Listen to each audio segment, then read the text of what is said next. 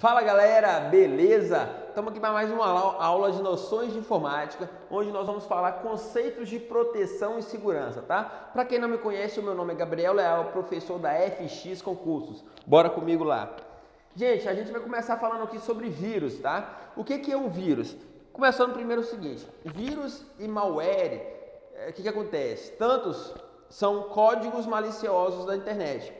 Porque vocês vão ver eu falando aqui sobre vírus e vão ver eu falando sobre malware, beleza? E geralmente a gente aborda todos como vírus, né?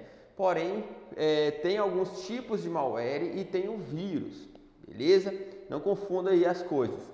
Então, o que é um vírus? Ele é um programa ou parte de um programa que precisa ser executado para infectar o computador ou o dispositivo e geralmente ele se aloca em outros programas e arquivos, tá? Essas são as configurações principais do vírus, que é o que vocês precisam lembrar, as características, tá? Ele precisa ser executado para ele entrar em ação, ou seja, para ele infectar o computador. Ele se aloca em outros arquivos e outros programas, beleza? Essas são as características principais aí do vírus. Aí nós temos alguns tipos desses vírus. Nós temos o vírus propagado por e-mail, que geralmente é aquele que você vai receber por e-mail, seja em um anexo ou no corpo da mensagem, ele vai estar anexo por e-mail. Nós vamos ter ele vírus de script. O que é o script, gente? O script é o seguinte, geralmente, por exemplo, pessoas que gravam um roteiro de televisão, ou gravam uma novela, eles têm um script a seguir.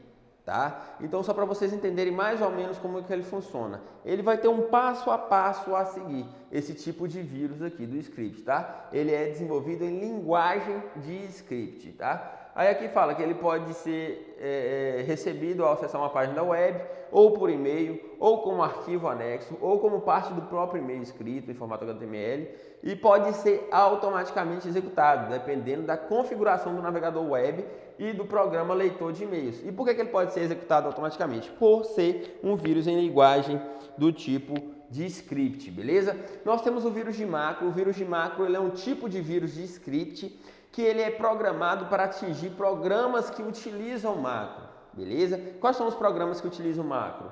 O Word, o Excel, o PowerPoint, que é o pacote do Microsoft Office, beleza? Então são programas que têm o recurso de macro, tá? Por isso que ele é conhecido como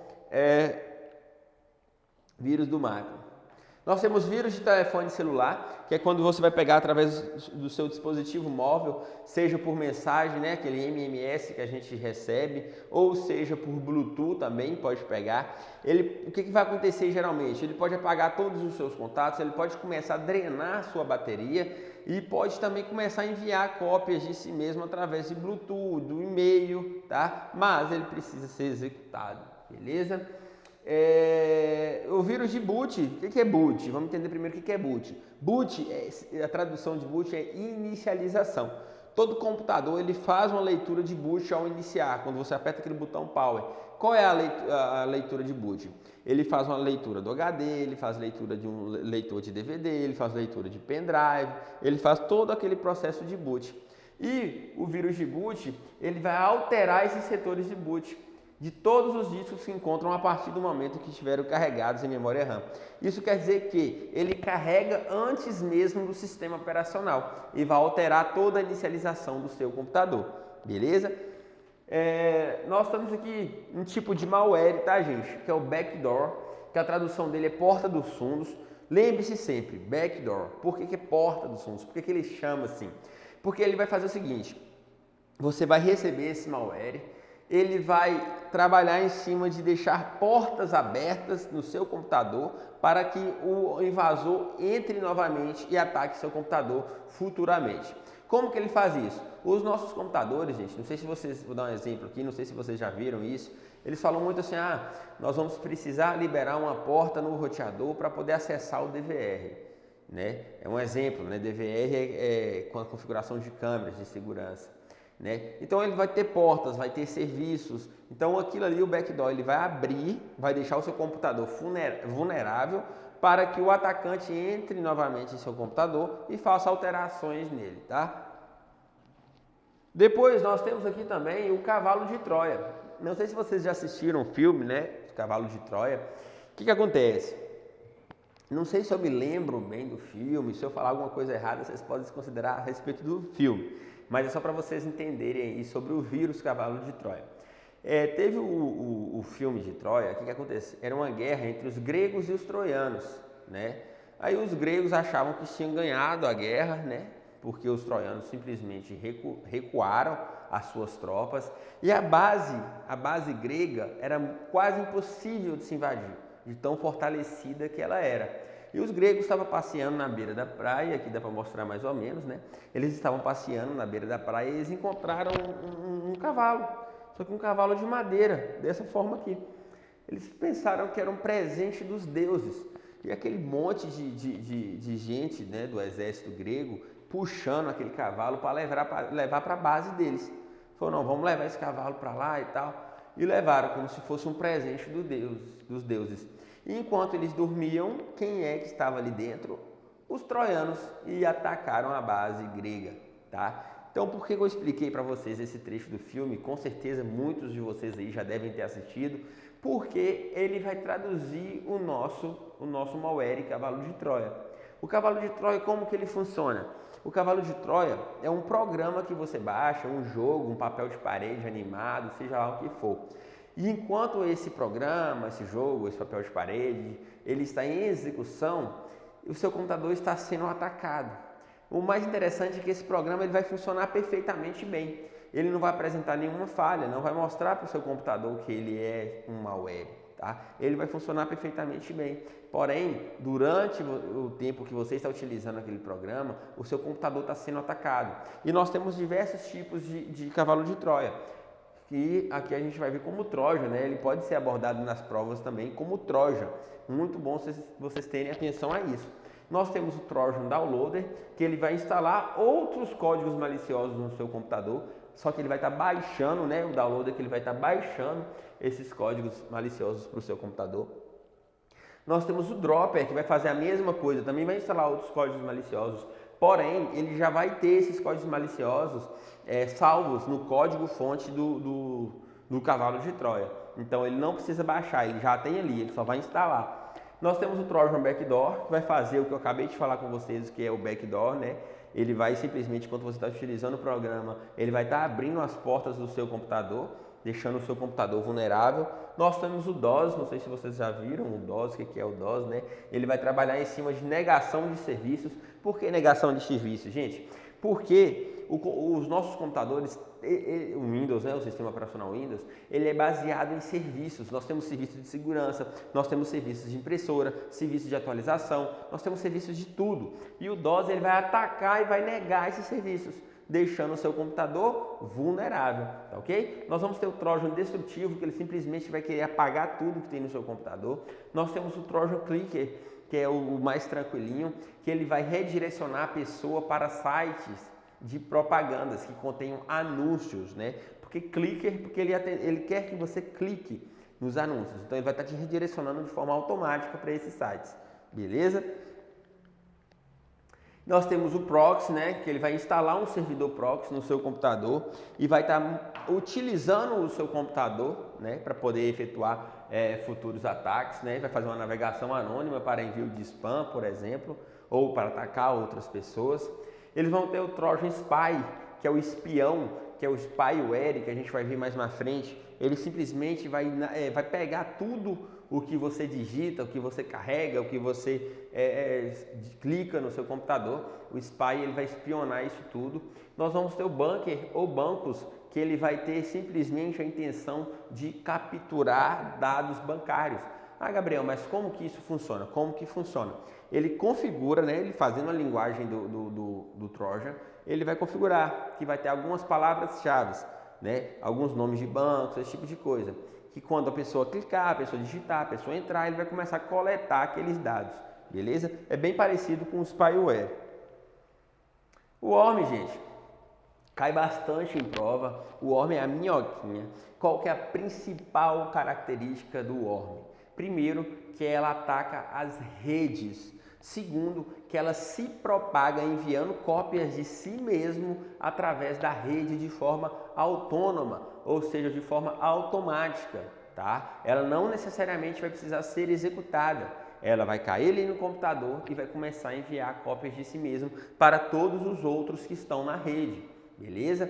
Então, ele tem um processo de funcionamento, o worm. Ele vai ter um processo de como que funciona, que eu vou estar mostrando para vocês aqui. Primeiro processo dele, a primeira parte, a identificação dos computadores.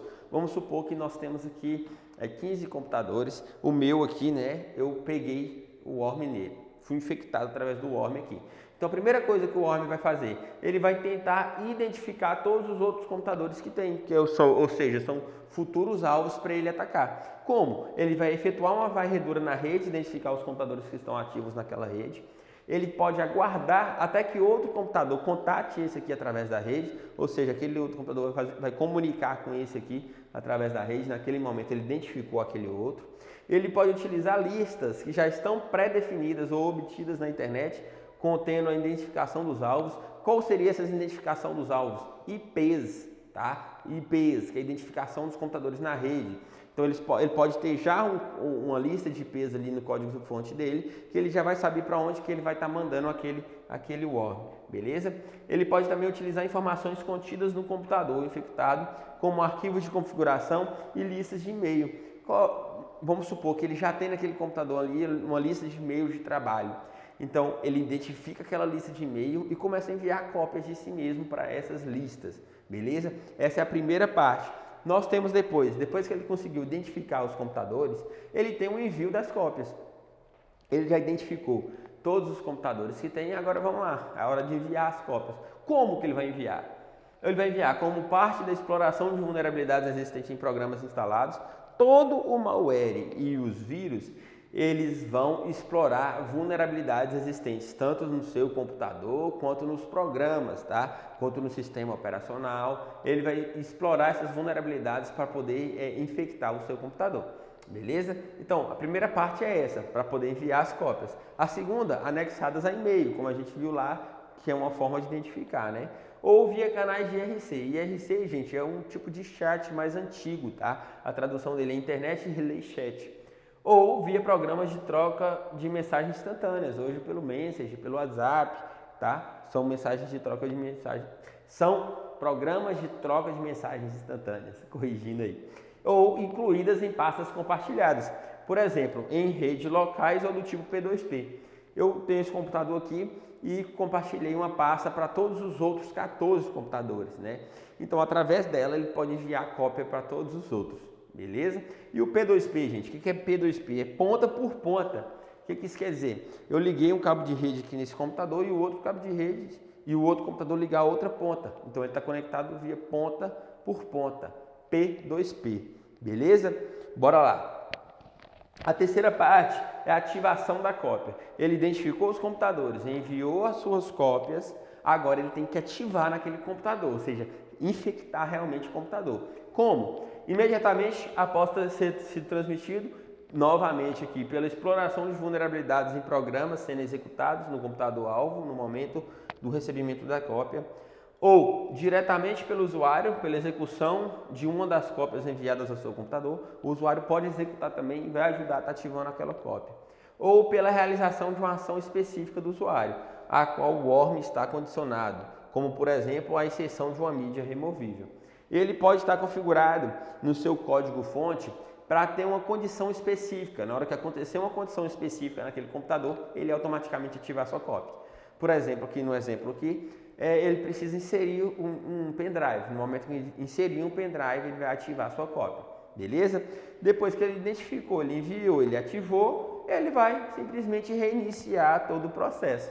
Então ele faz um estrago grande em uma rede de computadores, tá? Então é por isso que ele cai bastante em prova. Vocês têm que lembrar bastante aí do worm, beleza? Aqui é o estrago que ele faz, né? Um exemplo aí para vocês. Nós temos agora o spyware, gente. Eu já dei uma introdução mais ou menos lá no Trojan Spy. O spyware, ele tem a intenção simplesmente de espionar seu computador.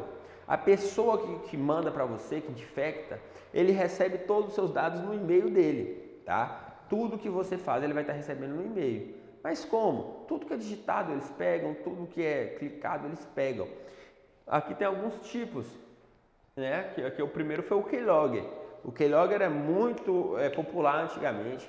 Ele pegava tudo que era digitado, ou seja, a pessoa digitava seu e-mail, sua senha, mandava para o cara que estava espionando o computador. Digitava lá número da conta e senha, caía também para o cara, né? Então era um tipo Keylogger, key de digitação, era um tipo de spyware, de espião. Depois, os bancos fizeram o quê? Estava acontecendo muito esse tipo de golpe com conta bancária. Os bancos pegaram e criaram os teclados virtuais para poder digitar a senha no computador. Você, através do teclado virtual, você digitava a sua senha, clicava, né? Clicava na sua senha. Então, eles vieram e lançaram o Screen Logger.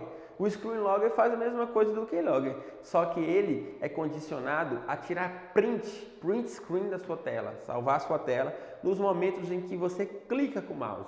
Olha como é que eles são, para poder pegar a sua senha quando você clica. Ou seja, ele vai ser configurado, por exemplo, na hora que você entra num site, né, de um banco, cada vez que você clicar, ele vai tirar um print, vai tirando print e vai mandando para a pessoa, entendeu? É o Screen Logger, de print screen, beleza? Aí nós temos o Adware, gente, ele é projetado para mais, como aquele clica, né, ele é projetado mais para anúncios, tá? Para levar as pessoas a assistirem anúncios e clicarem em anúncios, aqui ó. Projetado especificamente para apresentar propagandas, pode ser usado para fins legítimos quando incorporado a programas e serviços, como forma de patrocínio ou retorno financeiro. Então, a Adware, ele serve mesmo aí para poder mostrar mais propaganda, né? Que as pessoas ganham bastante dinheiro com esse tipo de propaganda. E aqui fala que ele pode ser usado de forma legítima ou maliciosa. Não só o Adware, que lá o Adware a gente viu que ele geralmente é usado como legítimo. Mas tanto qualquer spyware, tanto Keylogger quanto Screenlogger. Por quê? Vou dar um exemplo para vocês. Um pai, né? Ele tem lá duas crianças em casa de 6 e de 7 anos, ou de 6 e 8 anos, um menino e uma menina, e tem um computador. E ele precisa monitorar ali o que está acontecendo, o que esses dois estão utilizando, quais sites eles estão navegando, o que eles estão digitando. Então, até mesmo por precaução, né? Aqueles golpes de internet, no Facebook. Então, eles instalam o spyware no computador e monitoram tudo o que está acontecendo por ali. Essa é uma forma legítima de usar o spyware. Agora, a forma maliciosa é o que a gente já falou aqui. É quando eles realmente querem roubar informações, tá? Então, lembre, o spyware ele pode ser utilizado de forma legítima quanto de forma maliciosa, beleza? A próxima, gente, é o phishing. O que é o phishing, né? Da tradução de pescar. O que ele faz? A intenção dele geralmente é pescar mesmo, só que os seus dados bancários. Geralmente, ele vai estar ligado ao envio de mensagens eletrônicas. Você vai receber eles através de e-mail. São aqueles e-mails que você recebe falando o seguinte: a sua conta bancária precisa ser atualizada. Aí você é redirecionado para um site idêntico ao seu banco, seja lá qual for, idêntico, porque eles clonam o site, só que eles mudam, né? Não tem como, o link é diferente. Aí você clica lá achando que você está indo atualizar sua conta bancária, mas na verdade eles estão roubando os seus dados, tá? Então a característica do phishing é essa: ele utiliza uma engenharia social para fazer a pessoa cair, né, a vítima cair no seu golpe, e utiliza também geralmente o e-mail, o correio eletrônico para estar enviando essas cópias, né, do phishing. E nós temos o Farm. O que é o Farm? Ele é um tipo de phishing também, só que ele vai trabalhar de outra forma. Ele vai trabalhar alterando a navegação no serviço de DNS. O que é o DNS, gente? Na aula de redes a gente já viu que existe URL, existe domínio, tá? O URL é o endereço completo do site. O domínio é como se fosse uma máscara, facebook.com, ele é um domínio. E o que o DNS faz? Que na verdade todo domínio, por trás dele tem um IP bem complexo, que a gente não iria gravar para poder entrar nos sites. Então, para que eles fizeram? Existe um serviço chamado DNS, um protocolo chamado DNS, que ele vai fazer uma tradução, né, do IP para a máscara. Quando você digitar lá facebook.com, ele já vai identificar na rede mundial qual que é o IP daquele ali, vai fazer aquela ligação e vai mostrar o site para você. E o que o Farm vai fazer? Ele vai fazer uma alteração no serviço de DNS. Ou seja, quando você digitar facebook.com, ele vai te redirecionar para outro site. Só que geralmente eles fazem isso com sites de banco, né? Você digita lá, você está crente que você está entrando no seu site, no site do seu banco. Põe lá, bradesco.com.br. Só que você foi redirecionado para outro site. Aí vamos supor que lá em cima está escrito Bradesco com 2 Os e você nem reparou. E aí o site é clonado, o layout do site é idêntico ao do Bradesco. Aí você coloca os seus dados bancários com a maior tranquilidade do mundo, tá? Então aqui é o Farm, beleza? O Farm vocês têm que lembrar de alterações no serviço DNS, tá ok? Ransomware, gente, é um assunto muito recente, o ransomware, é muito interessante, porque vem acontecendo, agora mesmo, se eu não me engano, tem um pouco tempo, ele aconteceu no TJ, se não me engano, do Rio Grande do Sul. O que ele faz, gente? Ransom, né, vem de resgate, da palavra resgate. Quando ele atinge o seu computador, ele criptografa todos os seus arquivos. Todos os seus arquivos vão ter um tipo de criptografia que você não vai conseguir abrir seus arquivos. E aí eles deixam um bloco de notas na sua área de trabalho falando o seguinte: se você quiser recuperar o acesso aos seus arquivos, você vai ter que pagar para eles uma quantia de Bitcoin. Ah, Gabriel, mas por que Bitcoin? Porque Bitcoin é uma moeda digital não rastreável, beleza? Então, você tem que efetuar esse pagamento para eles poderem desbloquear os seus arquivos. Ah, mas quem garante que eles vão desbloquear? Então, se não tem uma cópia de segurança dos seus arquivos, simplesmente perdeu, tá? Foi o que aconteceu no Rio Grande do Sul. Eles atingiram 12 servidores do ransomware, tá? Porque ele também vai se espalhar pela rede. Inclusive, em provas, eles podem querer comparar o ransomware com o worm, tá, gente? Mas não caia nessa. A característica principal do ransomware é que ele vai criptografar os arquivos, beleza? Ele vai criptografar. Aí aqui as formas dele de se propagar, né? Embora as mais comuns sejam. Ele pode se propagar de diversas formas, mas as mais comuns é através de e-mail, um código malicioso em anexo, ou que induz o usuário a seguir um link. Né? Eles vão, no momento que eles atingem o computador, eles vão começar a disparar e-mails com o ransomware novamente, ou novamente explorando vulnerabilidades em sistemas que não tenham recebido as devidas atualizações de segurança. Eles vão explorar vulnerabilidades, como todos os outros, para poder infectar esse e outros computadores. Ele é um assunto bem atual, lembre-se sempre, falou em criptografar arquivos, é ransomware, ele pede um resgate para poder liberar esses arquivos, beleza? Nós vamos ter o spam. O que é o spam, gente? Você está passando na rua, aí vem aquele pessoal sem educação e enfia um panfleto na sua cara. Você tem que pegar, né? Você não vai bater sua cara no panfleto, você pega. Aquilo ali é um tipo de spam mais clássico que existe. Só que a gente vai para a era digital. A era digital nada mais são e-mails que são enviados sem que você queira receber. Eles disparam aquele mesmo e-mail para milhares de pessoas ao mesmo tempo. Aquilo ali é considerado spam, tá? O spam, ele pode ser usado de forma legítima e também pode ser utilizado de forma maliciosa.